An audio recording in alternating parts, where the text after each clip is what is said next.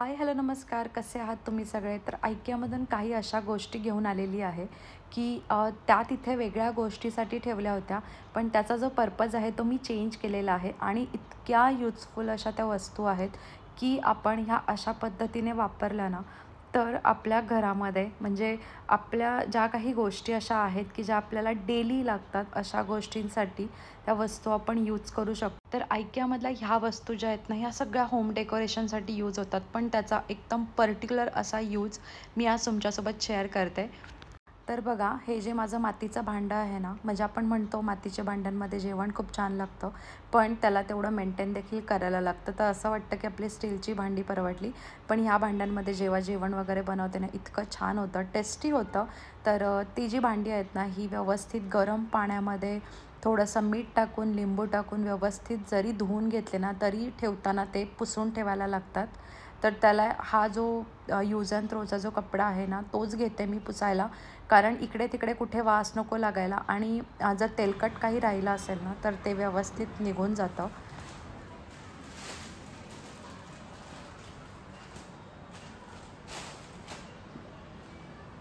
तर बघा, या मी मिशोवरून काही झिपलॉकच्या बॅग्स घेतलेल्या होत्या. त्या मला बॅग्स इतक्या युजफुल झालेल्या आहेत, म्हणजे फक्त फ्रीजमध्ये भाज्या ठेवण्यासाठीच असं नाही. काही अशा गोष्टी असतात ज्या आपल्याला एकदम सील पॅक अशा पिशव्यांमध्ये ठेवायला लागतात. तेव्हा मला या ज्या बॅग्स आहेत ना, त्या इतक्या कामी आलेल्या आहेत.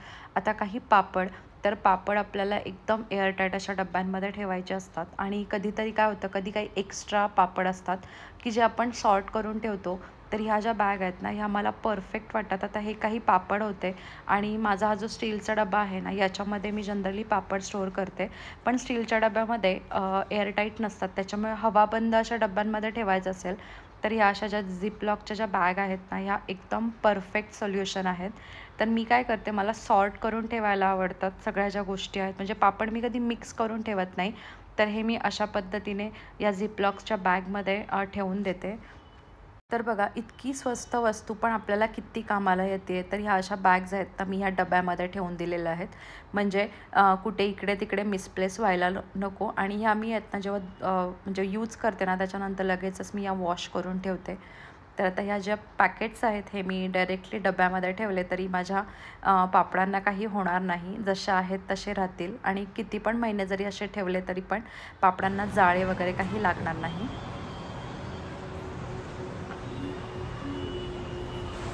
तर चला आपल्या मेन व्हिडिओवरती येऊया. तर पहिले म्हणजे मी हे जे बास्केट घेतलेलं आहे IKEAमधून, याची क्वालिटी तुम्हाला व्हिडिओमध्ये कशी दिसते आहे ते तुम्ही मला नक्की सांगा. पण हे पूर्ण लाकडाचं बास्केट आहे आणि लाकडाला इतकी क्रिएटिव्ह अशी डिझाईन आहे ना, फक्त IKEAमध्ये मिळून जाईल. तुम्ही ऑनलाईन किती पण बघितलं तरी अशा क्वालिटीचा बास्केट तुम्हाला मिळणार नाही आणि ह्या रेटमध्ये.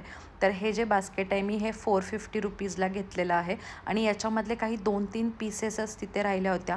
यामध्ये अजून एक मोठं देखील होतं, पण ते प्लास्टिकचं होतं. हेच मेन असं लाकडाचं बास्केट आहे. तर तुम्ही बघू शकता याची फिनिशिंग देखील प्रॉपर नाही आहे, पण अशा ज्या वस्तू आहेत ना, ह्या आपण कोणत्याही गोष्टीसाठी यूज करू शकतो. तर याचं मी तुम्हाला जवळून दाखवते डिटेलिंग वगैरे कसं आहे. दिसायला एकदम अँटिक, याच्यामध्ये आपण काहीही ठेवू शकतो. तुम्हाला जर तुमच्या ओट्यावरती पाण्याच्या बॉटल वगैरे जर तुम्ही ठेवत असाल तर अशा पद्धतीचे बास्केट जे आहेत ना, ते खूप छान वाटतात. तर हे जे बास्केट आहे याची साईज, हाईट वगैरे मी तुम्हाला दाखवते इथे. या अशा मल्टीपर्पज यूजसाठीच्या बास्केटला आहे ना, म्हणजे आपण इतक्या वेगळ्या वेगळ्या पद्धतीने वापरू शकतो. आपला जो सेंटर टेबल आहे त्याच्यावरती आपले जे रिमोट आहेत ते असे कुठेही अस्ताव्यस्त पडलेले असतात आणि ते ऐन टायमाला भेटत नाहीत. किंवा आपले चाव्या आहेत घरातल्या, गाड्याच्या वगैरे, त्या सगळ्या चाव्या इकडे तिकडे पडतात आणि मग त्याची एक पर्टिक्युलर जागा होत नाही. त्यासाठी तुम्ही यूज करू शकता. पण मी मात्र हे जे बास्केट आहे हे माझ्या बिकर बास्केटमध्ये सगळ्या गोष्टी सॉर्ट करून ठेवण्यासाठी घेतलेलं आहे. तर याचं मटेरियल आणि माझ्या बिकर बास्केटचं मटेरियल ऑलमोस्ट सेम आहे, डिझाईन देखील ऑलमोस्ट सेम आहे. तर याच्यामध्ये मी ठेवणार आहेत कांदे. मी हे कांद्यासाठी बास्केट घेतलेलं आहे. तर आत्ता मी तुम्हाला करंटली माझ्या बिकर बास्केटची सिच्युएशन दाखवते. इथे मी सगळ्या स्टीलच्या ज्या चाळण्या आहेत ना त्याच्यामध्ये ठेवलं होतं.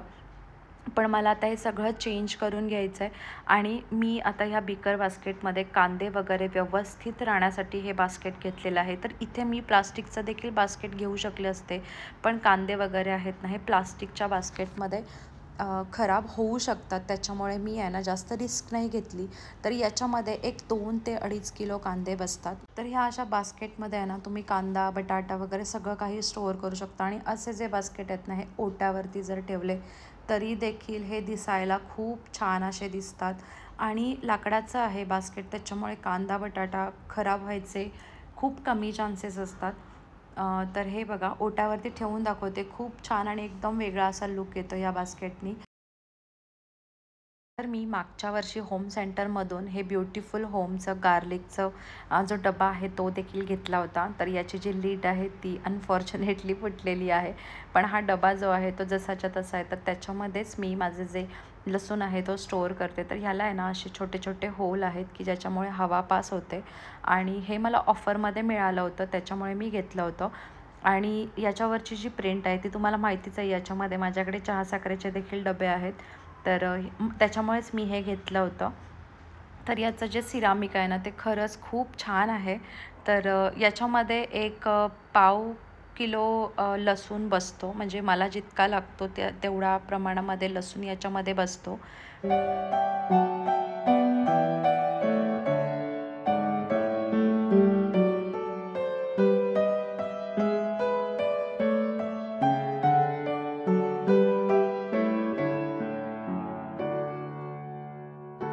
तर बघा कांदा, बटाटा, लसूण ह्या सगळ्या गोष्टी आहेत ना ह्या आपल्याला सारख्या लागतात आणि त्या व्यवस्थित सॉर्ट करून ठेवल्या तरच त्या जास्त दिवस टिकतात. तुम्ही इकडे तिकडे ठेवलं तर कांद्यामुळे बटाटा खराब होऊ शकतो, बटाट्यामुळे काही दुसरं खराब होऊ शकतं. त्यामुळे ह्या ज्या गोष्टी आहेत ना ह्या मला सेपरेटच करायच्यात. आणि हे जे माझं बास्केट आहे ना हे खूप उंच आहे. तर बिकर बास्केटला ना इथे साईडला स्प्रिंग असतात. तर त्या स्प्रिंग आपण पुल केला की बिकर बास्केट पूर्ण निघतं. नाहीतर हे इथे पूर्णपणे लॉक असतं. आणि आता हे मी काढून घेते आणि खाली सगळा जो कचरा वगैरे पडला ना कांद्याचा तो काढून घेते. मेन म्हणजे रेंटेड राहतो ना तेव्हा या सगळ्या गोष्टींची देखील काळजी घ्यायला लागते की हे जे त्यांचं मेन बास्केट आहे, म्हणजे रेंटेड राहतो आहे पण त्यांचं घर जसंच्या तसं त्यांच्या हवाली करणं हे आपलं काम आहे. म्हणून हे जे बास्केटवरती कांदा वगैरे काही खराब झालं, बटाटे वगैरे खराब झाले तर काळे डाग पडू नये त्यासाठी मी या सगळ्या गोष्टी आहेत ना या कशामध्ये तरी ठेवते ज्याच्यामुळे जे मेन बिकर बास्केट आहे ते खराब होणार नाही. आणि हे क्लिनिंग करायला खरंच खूप डिफिकल्ट जातं. आता इथे मी तुम्हाला दाखवते. पहिले मी एक बटाटा ठेवला होता, त्याच्यामुळे एक डाग पडलेला होता आणि ऑलरेडी एक डाग जो आहे तो पहिलेच पडला होता. तर मी माझ्याकडून जो डाग पडलेला आहे तो काढून घ्यायचा प्रयत्न करत होते. पण खूप रेअरली निघालं आहे. म्हणजे मी खूप प्रयत्न केला त्याला घासायचा, पण इतकं व्यवस्थित नाही निघालं. पण म्हटलं की ठीक आहे, जेवढं निघालं तेवढं मी ते साफ करून ठेवलेलं आहे. आणि आत्ता मात्र याच्यामध्ये डाग पडणार नाही याची मी नक्की काळजी घेईन. कारण बिकर बास्केट मी देखील फर्स्ट टाईमच यूज करत होते. त्यामुळे मला देखील काही गोष्टी माहिती नव्हत्या. आत्ता काय काय गोष्टी कळतात त्याच्यामुळे मी देखील काही चेंजेस करायचा प्रयत्न करते आहे. त्यानंतर हे जे तुम्हाला छोटंसं वुडन बकेट दिसते ना, ही ॲक्च्युली प्लांटर आहे. प्लांटर म्हणून यूज करण्यासाठी. तर याचा आता मी यूज करणार आहे बटाटे ठेवण्यासाठी. तर प्लांटर म्हणजे हे बघा पूर्ण लाकडाचं आहे. हे देखील पूर्ण लाकडाचं आहे. याच्यावरती देखील तुम्ही डिझाईन बघितली तर खूप सुंदर आहे. तुम्ही हे IKEAमध्ये नक्की बघितलेलं असेल प्लांटर.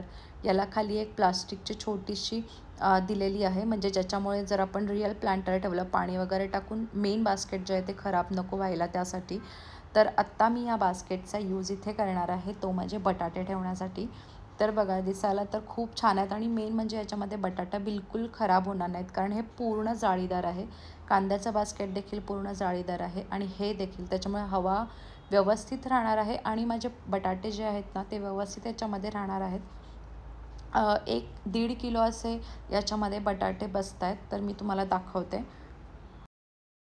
बघा इतकं छान दिसतं आहे आणि हे मला काहीतरी 250 रुपयाला का 300 रुपयाला मिळालेलं आहे. तर इतकं सुंदर बास्केट ॲज अ प्लांटर म्हणून भरपूर लोकं यूज करतात. तर त्याचाच असा म्हणजे मल्टीपर्पजसाठी म्हणून हे बास्केट मी आत्ता माझ्या किचनमध्ये बटाटे वगैरे ठेवण्यासाठी घेतलेलं आहे. तर तुमच्याकडे असं बिकर बास्केट नसेल ना तर तुम्ही अशा पद्धतीच्या बास्केट्समध्ये जर तुम्ही तुमचे कांदे बटाटे ठेवलेत आणि ओट्यावरती जरी ठेवलेत ना तरी दिसायला खूप सुंदर असं दिसणार आहे. तर याच्यामध्ये 1.5 किलो बटाटा माझा बसलेला आहे. माझा थोडासा जास्त आहे तर तो वरती आलेला आहे. नाहीतर मी 1 ते 1.5 किलोच बटाटा घेते. टोमॅटो मला खूप जास्त लागतो, कांदे पण भरपूर लागतात. त्यामुळे मी या सगळ्या गोष्टी जास्त ठेवून देते. मुलं लहान असल्यावरती ह्या सगळ्या गोष्टी आपल्याला लागतात. त्यामुळे मी आहेत ना थोडंसं एक्स्ट्रा स्टोअर करून ठेवते.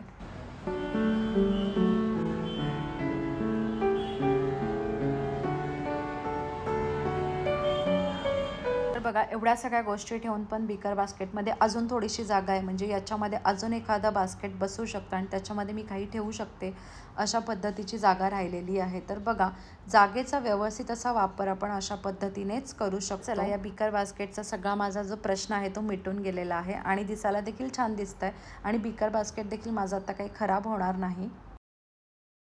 त्यानंतर हे एक स्टोरेज बॉक्स आहे. तर हे पूर्ण फायबरचं आहे आणि IKEAची फायबरची जी क्वालिटी आहे ना ती खूप चांगली आहे. असं म्हणजे हलक्यातलं तुम्हाला फायबर क्वालिटी मिळणार नाही.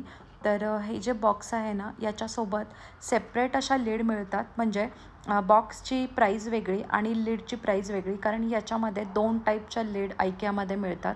एक म्हणजे वुडन लीड आणि दुसरी म्हणजे प्लास्टिकची लीड, म्हणजे सेम कलरमध्ये किंवा ब्लॅकमध्ये देखील. यामध्ये व्हाईट आणि ब्लॅक असे 2 कॉम्बिनेशन IKEAमध्ये आहेत. तर मी ह्या बॉक्ससाठी वुडन लीड घेतलेली आहे आणि हा जो स्टोरेज बॉक्स आहे ना याच्या ज्या लीड्स आहेत ना या पूर्ण एअरटाईट नाही आहेत. या फक्त वरच्यावर, म्हणजे आपल्याला काही झाकून वगैरे ठेवायचं असेल त्याच्यासाठी आपण यूज करू शकतो. तर हे जे स्टोरेज बॉक्स आहे ना तो मी घेतलेला आहे माझ्या लॉन्ड्री स्टोरेजसाठी. ऑलरेडी मी ॲमेझॉनचं एक लॉन्ड्रीचा बॉक्स आहे तो यूज करत होते. तो पूर्ण क्लॉथचा आहे, मे बी तुम्ही बघितला असेल. पण तो जो बॉक्स आहे ना तो माझा आत्ता खराब झालेला आहे, म्हणजे पूर्ण काही फाटून गेलेला आहे आणि त्याच्यामध्ये ना ठेवायला देखील मला थोडंसं डिफिकल्ट होत होतं. म्हणजे घाईघाईमध्ये कसंही कुठेही ठेवत होते, त्याच्यामुळे ते फाटलं आहे. तर म्हटलं आपण हा असा बॉक्स घेऊया की ज्याच्यामध्ये आपण दोन्ही गोष्टी अशा सॉर्ट करून ठेवू शकतो. तर हा जो बॉक्स आहे याची क्वालिटी तर तुम्ही बघू शकता.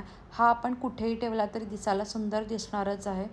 म्हणून मी हा असा वेगळा असा बॉक्स घेतलेला. तर अशा ज्या गोष्टी आहेत की ज्या आपल्याला सारख्या लागतात तर त्या गोष्टी ठेवण्यासाठी मी हा बॉक्स, म्हणजे असा बॉक्स आहे की जो आपण कुठेही ठेवला तरी दिसायला तर व्यवस्थित दिसेल आणि आपल्या बाथरूममध्ये वगैरे जरी ठेवला तरी दिसायला छान दिसेल आणि याच्यामध्ये आपल्या सगळ्या गोष्टी व्यवस्थित राहतील, त्यासाठी मी घेतलेलं. आणि यामध्ये 3 साईजेस होत्या, म्हणजे बऱ्याच साईजेस होत्या. तर ही जी साईज आहे ती मीडियम साईज आहे आणि याच्यामध्ये ऑलमोस्ट माझ्या ज्या गोष्टी आहेत त्या बसणार आहेत.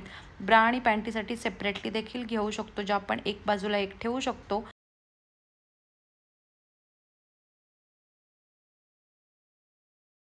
या बॉक्सला देखील आपण बऱ्याच वेगळ्या पर्पजसाठी यूज करू शकतो. दिसायला तर तुम्ही बघू शकताय पूर्ण फायबरचं आहे, पण व्हाईट कलरच्या कॉम्बिनेशनमध्ये बेज कलरची वुडन लीड खूप छान दिसते. तर याच्यामध्ये आपण बऱ्याच गोष्टी अशा स्टोअर करू शकतो, त्यासाठी मी घेतलेलं आहे.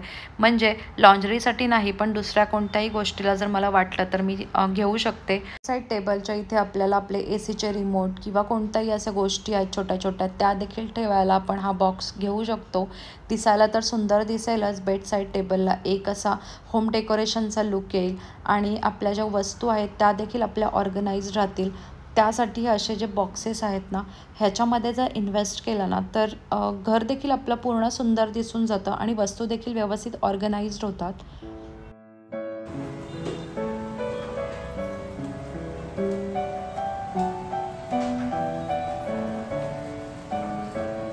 तर अशी जी IKEAची शॉपिंग आहे ना याच्यामध्ये इन्व्हेस्ट करायला ना मला मग जास्त काही वाटत नाही, कारण ह्या गोष्टी आहेत ना ह्या आपण खूप दिवसांसाठी वापरू शकतो.